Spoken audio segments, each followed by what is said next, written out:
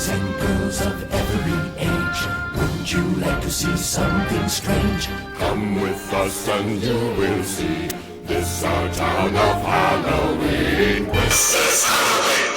And we're back on this spectacular Halloween special. Welcome, ghouls and goblins and girls alike.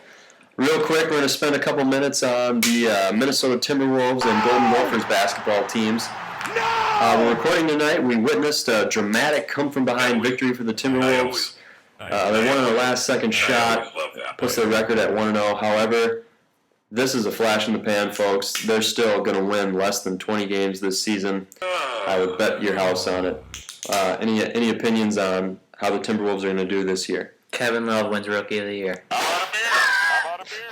All right, it's going to work. Well, that prediction's going to come through one of these years, I think. This has to. I think I predicted that last year. That's what I'm saying there. Yep. All I have to say is Rubio is a punk bitch, and I hate that mother. All right, we'll close it with that on the Timberwolves. We'll move on to a more promising basketball team in this city, the Minnesota Golden Gophers. Joe is our resident expert on the Golden Gophers. He's a season ticket holder. Joe, what do you see from your squad this year? Cal, I have so much to say about the Gophers, and expectations are definitely going to be high coming into the season. We have one of the deepest teams in NCAA. We go 2 lineups deep. You could say our second 5 is better than a lot of teams in Division I, which is hard to believe, but it is true with this year's Gophers. And we're going to get improvements. We only lost 2 major contributors, and actually you could say that they were not hardly contributors at all. In Jamal Abu-Shamala and Jonathan Williams, they kind of actually rode the pine last year. I agree completely. I hated that son of a So what we can look forward to this year is we brought in some new recruits in Trevor Mbakwe and Royce White. Trevor Mbakwe is going to control the paint. Look for him to just dominate the Big Ten. I got an early season prediction.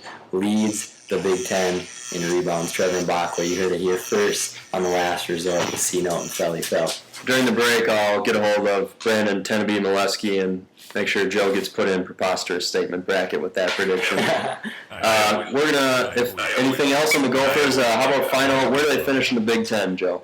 I'd put them at number 3. We got the mainstays of Purdue and Michigan State right at the top, and if the Gophers can stay healthy and Mbakwe gets out of this court situation looking clean, I think we'll be all right. 3rd in the Big Ten. I agree completely. I respect this guy's opinion more than a lot of guys when it comes to the Gophers, so look for that to happen.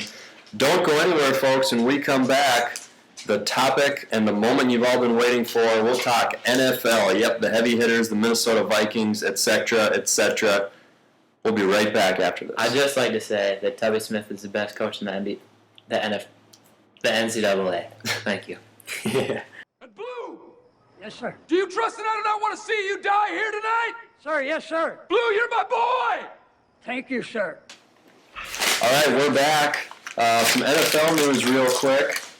This just handed down as we were going through the show here. Larry Johnson is told to stay away from the Kansas City Chiefs until November 9th. Suspension handed down because of his gay slurs he made to reporters and on his Twitter account. Guys, what do you think about LJ here?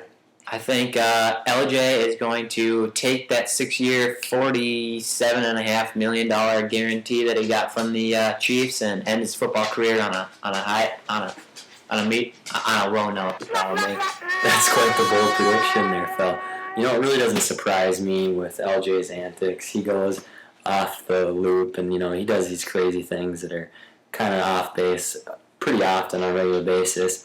Some Kansas City-based reporters talk about LJ all the time, saying that he might be a cancer for the team of Brandon Marshall-type players. So maybe it's a good thing if he just stays away. I think Brandon Marshall's done all right, cancer or not.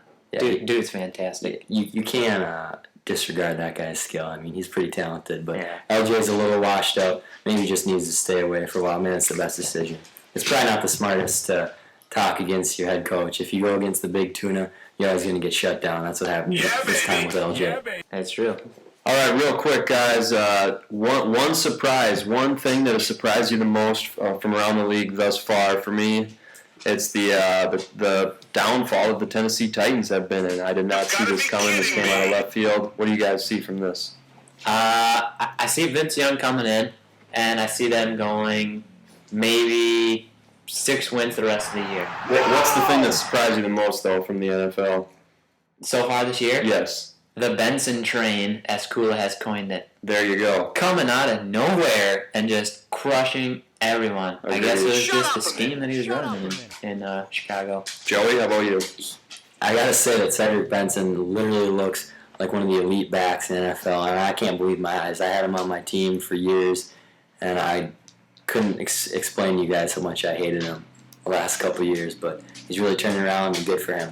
What surprised me, I know Feldman saw it coming, but I really didn't see the Denver Broncos being so good. We're coming. I really thought that they were gonna, take a step back. They lost Jay Cutler and Kyle Orton. He might be the real deal. With those draft picks they got, you have to say they got the better of that deal, considering the way that Orton's performing this year. And Cutler hasn't looked so great. He's had 2 games with at least 3 interceptions thrown. I mean, that's pretty bad. Orton's taking care of the ball, and that's all they need right now. I got a quick stat on that. Orton has a better passer rating, has thrown for more touchdowns, less interceptions, and more yards on the season. And they added no Sean. This guy knows everything about the Broncos. I got a quick stat for you guys. Jay Cutler pounds twice as much tail as Kyle Orton ever will. Have you seen Kyle Orton's hair? That's why he's not pounding tail. If women actually watch game film, they'd be pounding his tail. But no, they just see the pictures of that ugly motherfucker. All right, when we get back, we'll talk Vikings for the final 3 minutes and a half. Stay with us. This is a Double Threat production you're listening to. Ease up the showcase, don't get your mind right. All right, we're back, and the moment you've all been waiting for, Minnesota Vikings talk. Who they playing this week, you guys? I haven't heard anything about yet. To the Lions? I think it's actually the Packers at Lambeau. Green Bay Packers, game of the century, part 2. Haven't heard that one yet. Favre's homecoming.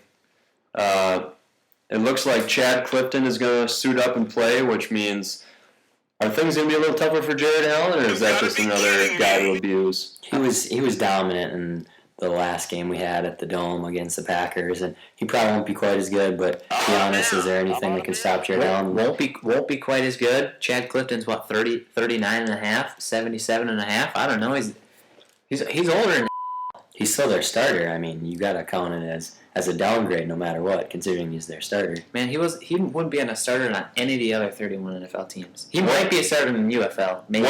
What injury hurts the Vikings more?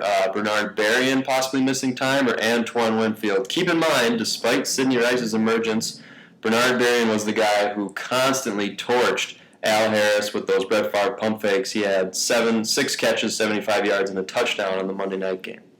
You know what I say? I think Bernard Berrien has moved to be our 3rd wideout this year. He's not even going to go to that. You know who Favre looks to on every single play? It's Sidney Rice. And then he goes Percy Harvin. 14 targets last week for Sidney. So you're saying Winfield? Yeah, well, it's obviously Winfield. I mean, there's no question about that. He's our defensive leader. I might even value him on the defense more than Allen. It's pretty close, but I mean, he's an absolute star over there. I got to say that Aaron Rodgers is on pace for 4,000 yards, 30 touchdowns, and 5 interceptions. He's got Greg Jennings, Jermichael Finley. Actually, he's out Donald Lee and Donald Driver. How can you not say Antoine Winfield's more important than Bernard Berrien? You know that explosive 4th quarter that the Baltimore Ravens had against us 2 weeks ago? Constant little drop-off, dump-off screen passes to Ray Rice. There's no corner in the league better than Antoine Winfield at getting off a block and busting up those plays before they get downfield. I think that wouldn't have even been close if Winfield would have played in that game. And then the Vikings fixed it, and Rashard Mendenhall had no dump-offs. That's what she said. All right, so as we move on here, final predictions regarding this game. How do you guys see this game turning out? Joey, we'll go to you first. I really think that there isn't going to be the crowd's probably going to be turn against Favre when he gets there. And I know that he's going to handle it pretty well. He has in the past. So I give the Vikings a 31-24 win. Yeah, baby. Josh? Yeah, That's baby. not the same score as the last game. I love the Vikings in this game. I love Brett Favre in this game.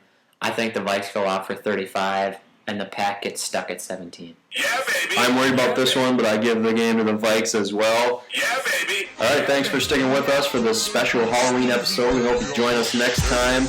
Until next time, keep it real. Every day is Halloween. A lot of syrup, a lot of